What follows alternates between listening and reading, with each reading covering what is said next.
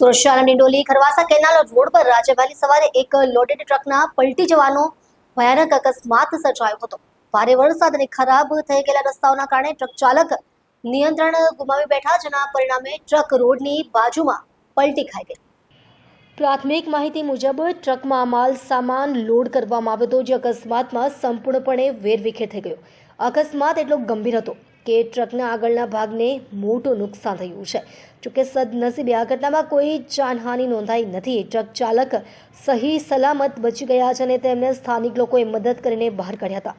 ઘટનાની જાણ થતાં જ પોલીસ અને ટ્રાફિક વિભાગના અધિકારીઓ ઘટના સ્થળે પહોંચી ગયા હતા. પોલીસે વાહનોની અવરજવર સરળ બનાવવા માટે રૂટ ડાયવર્ટ કર્યો હતો અને ક્રેનની મદદથી ટ્રકને ખસેડવાની કામગીરી શરૂ કરી છે. વરસાદને કારણે રસ્તા પર પાણી ભરાઈ જવાથી અને કાદવવાળી સપાટીને કારણે અકસ્માત થયો હોવાનું પ્રાથમિક અનુમાન છે.